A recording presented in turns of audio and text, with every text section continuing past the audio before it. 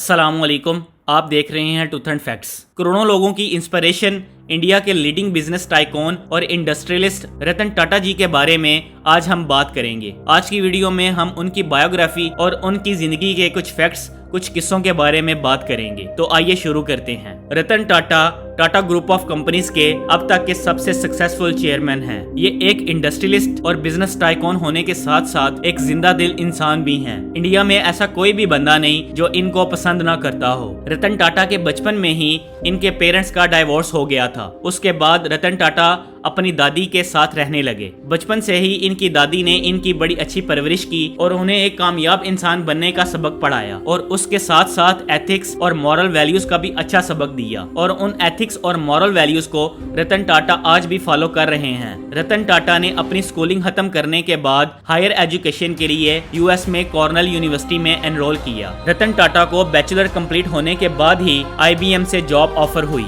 IBM उस वक्त दुनिया की सबसे बड़ी कंपनीज में से एक थी। कुछ देर के लिए रतन टाटा ने IBM में जॉब भी की, लेकिन उनकी दादी की तबीयत खराब होने की वजह से उनको इंडिया वापस आना पड़ा। वापस आते ही रतन टाटा टाटा स्टील्स में काम करने लगे, लेकिन यहाँ इनका काम करने का मन नहीं किया। जब रतन टाटा ने ये बात JRD टाटा से कही तो उन्होंने नेल्कन कंपनी का काम रतन टाटा को दे दिया। नेल्को कंपनी इलेक्ट्रॉनिक सेक्टर में काम करती थी, जो कि उस टाइम बहुत नुकसान में जा रही थी। रतन टाटा ने नेल्को कंपनी को टेक ओवर करने के बाद कंपनी में हो रही गलतियों को ढूंढने के लिए रतन टाटा ने कंपनी का ऑडिट और एनालाइज करना शुरू किया। और एनालाइज करने के बाद उन्होंने कंपनी में बहुत ज्यादा चेंजेस की। रतन टाटा की लीडरशिप में नेल्को कंपनी का सारा कर्ज उतर गया और नेल्को एक प्रॉफिटेबल कंपनी बन गई। इस कामयाबी को देखते हुए JRD टाटा ने 1991 में रतन टाटा को टाटा ग्रुप ऑफ कंपनीज का चेयरमैन बना दिया। इसके बाद रतन टाटा की असल जर्नी शुरू हुई। जब रतन टाटा चेयरमैन बने तो उस वक्त उनके कई सारे सीनियर्स का ये कहना था कि रतन टाटा इस पोस्ट के काबिल नहीं हैं, लेकिन JRD टाटा ने किसी की ना सुनी और उन्हीं को चेयरमैन बना दिया। यहाँ से हुआ रतन टाटा की लीडरशिप का सफर। रतन टाटा शुरू से ही बहुत विजनरी इंसान थे और अब इनको अपने विजन्स को इम्प्लीमेंट करने का मौका भी मिल गया था। इस विजन और मेहनत के बलबूते पर रतन टाटा ने टाटा ग्रुप की सारी कंपनीज को प्रॉफिट मेकिंग कंपनीज बना दिया। रतन टाटा की सबसे बड़ी खूबी ये थी कि जो भी उनके साथ काम करता था वो उनको देख के इंस्पायर हो जाता था कि मैं भी इस तरह का काम कर सकता हूँ, और ये एक ग्रेट और बड़े लीडर की निशानी होती है। 1998 में रतन टाटा ने एक कोड ऑफ कंडक्ट इंट्रोड्यूस किया और वो कोड ऑफ कंडक्ट ये था कि इस कंपनी के हर मुलाजिम को एक जितनी इज्जत मिलेगी, चाहे वो कोई सफाई वाला हो या कोई मैनेजिंग डायरेक्टर, कोई चपरासी हो या एक चेयरमैन, सबको सेम रिस्पेक्ट मिलेगी। बहुत सारी बड़ी पोस्ट पे काम करने वाले लोगों ने इस कोड ऑफ कंडक्ट को साइन करने से मना कर दिया, लेकिन रतन टाटा ने सबसे साइन करवा के ही दम लिया। रतन टाटा बहुत ही डेडिकेशन वाले इंसान थे। ये इतनी आसानी से हार नहीं मानते थे। अब जो किस्सा मैं आपको बताने जा रहा हूँ उससे आपको खुद ही पता चल जाएगा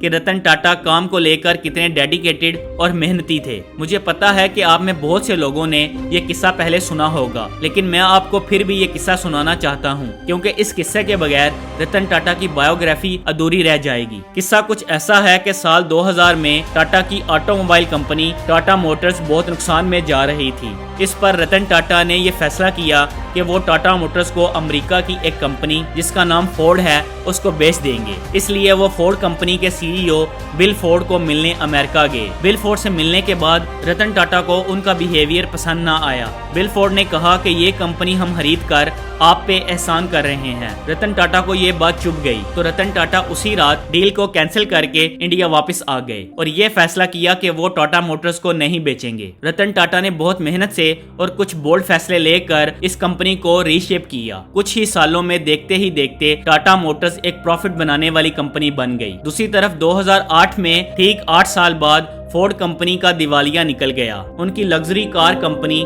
जैगुआर और लैंड रोवर नुकसान में जाने लगी। उस वक्त रतन टाटा ने दोनों कंपनीज को $2.3 बिलियन की वैल्यूएशन पर खरीद लिया और उसके बाद उन्होंने ये दोनों कंपनीज को टाटा मोटर्स की तरह प्रॉफिट बनाने वाली कंपनीज बना दिया। बिल फोर्ड ने ये दो कंपनी बेचते वक्त रतन टाटा से एक लाइन बोली थी कि आप ये कंपनीज हमसे खरीद कर हम पर एहसान कर रहे हैं। इससे ये बात साबित होती है कि सक्सेस से बड़ा कोई रिवेंज नहीं। जो रतन टाटा ने ये साबित करके दिखाया। उम्मीद है कि आज की वीडियो आपको अच्छी लगी होगी। अगर आपको ये वीडियो पसंद आई तो इसको लाइक और शेयर करें, और अगर आपने अभी तक इस चैनल को सब्सक्राइब नहीं किया तो इसको सब्सक्राइब करके बेल आइकॉन प्रेस करना ना भूलें, ताकि इस तरह की वीडियोस आप तक पहुंचती रहें।